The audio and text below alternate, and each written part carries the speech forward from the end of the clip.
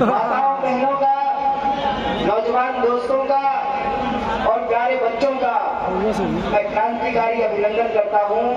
आप सबका बहुत बहुत धन्यवाद करता हूँ कि आपने हमें अपने बीच आने का मौका दिया है।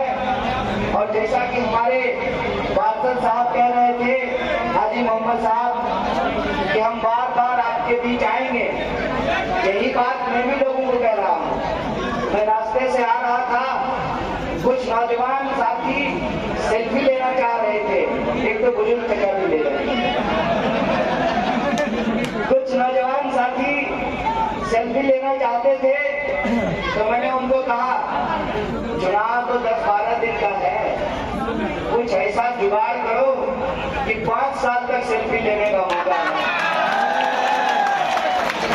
साथियों, सबसे पहले मैं यहाँ मौजूद हमारे कांग्रेस पार्टी के और आम आदमी पार्टी के तमाम आदरणीय नेता मौजूद हैं।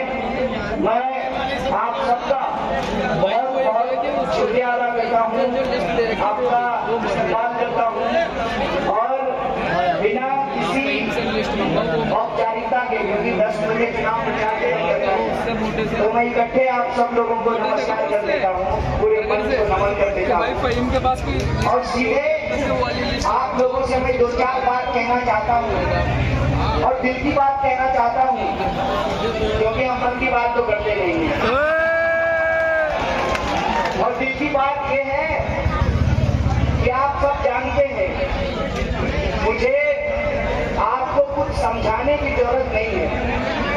समझाने की जरूरत इसलिए नहीं है कि आप खुद समझदार हैं, और जब आप समझदार हैं तो आप समझ रहे हैं कि देश के भीतर किस तरह की हालत और किस तरह की परिस्थिति पैदा की जा रही है। आप समझ रहे हैं कि हर इंसान की, चाहे वो किसी जाति का हो, धर्म का हो, मजहब का हो, हर इंसान की जो जीवन की असली स्थिति है उसके बारे में कोई बात नहीं कर रहा है। ना महंगाई की बात हो रही है, ना बेरोजगारी की बात हो रही है, ना उत्तर पूर्वी दिल्ली में जो रहने वाले लोग हैं। मैं पहली बार उत्तर पूर्वी दिल्ली नहीं आया हूँ, लोकसभा कैंडिडेट बन करके पहली बार आया हूँ, लेकिन बिहार से चल करके जब मैं दिल्ली पढ़ने के लिए आया था तो मैं उत्तर पूर्वी दिल्ली के क्षेत्र में ही 2009 में आकर के रहना शुरू किया था। और पढ़ाई लिखाई के सिलसिले में फिर जेएनयू में एडमिशन हुआ, हमने पीएचडी करी। और जैसे डॉक्टर बाबा साहब भीमराव अंबेडकर के नाम में डॉक्टर लगा हुआ है, मेरा भी सपना था कि अपने नाम के साथ में डॉक्टर लगाऊं, और आप लोगों के आशीर्वाद से जो मेरे नाम में डॉक्टरेट लगा है।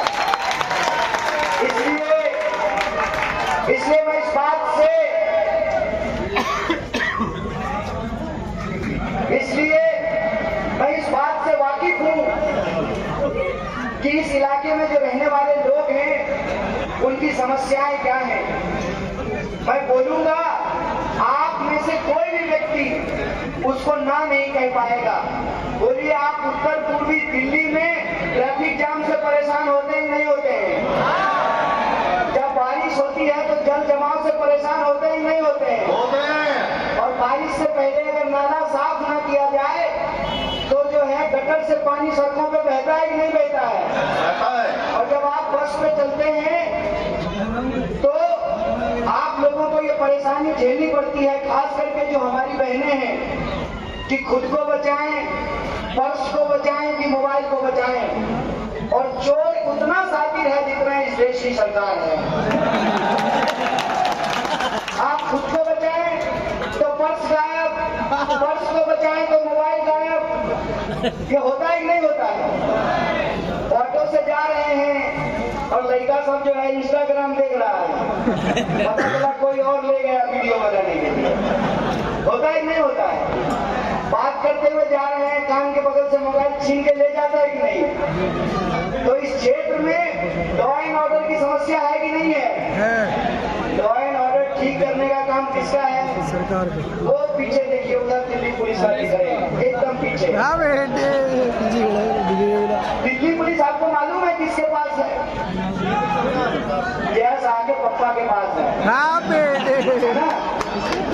और जय शाह के पप्पा बड़ी बड़ी बातें करते हैं, लेकिन जय शाह के पप्पा जहाँ रहते हैं वो एक अलग दिल्ली का माहौल है।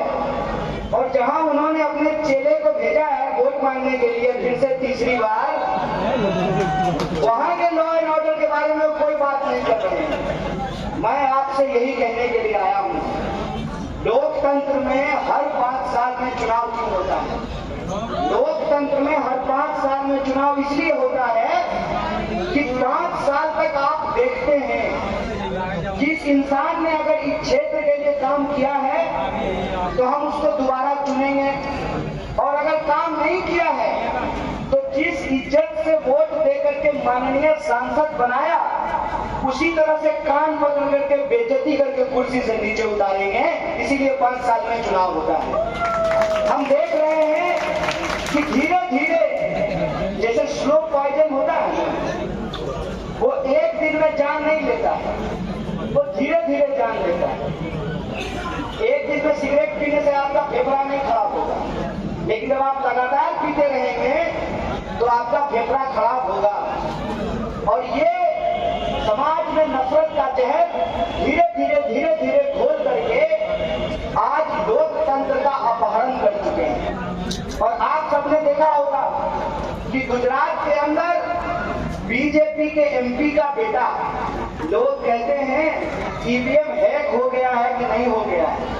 मैं तो कह रहा हूं कि इनकी इतनी मनमानी है कि पूरा का पूरा पोलिंग बूथ ही जो है कैप्चर कर लिया, उसका अपहरण कर लिया, और ईवीएम का मशीन हाथ में लेकर के कह रहा था कि ईवीएम मेरे बाप का है।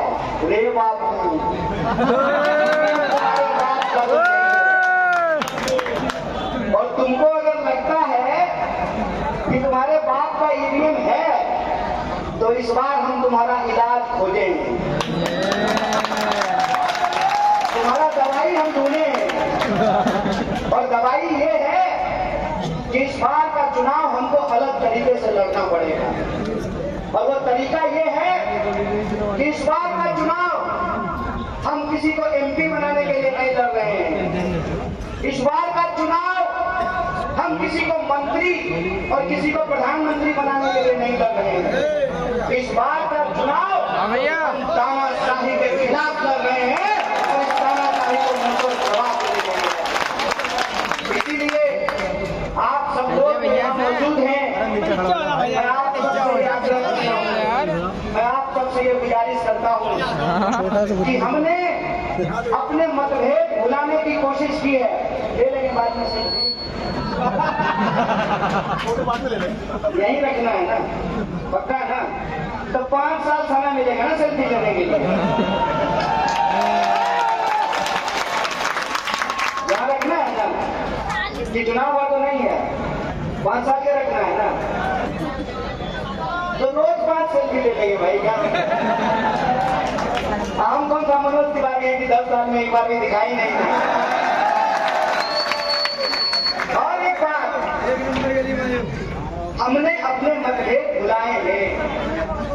आपने देखा होगा कि हमारे जो पार्षद साहब खड़े हैं, इनके सामने जो पार्षदी का चुनाव लड़ रहे होंगे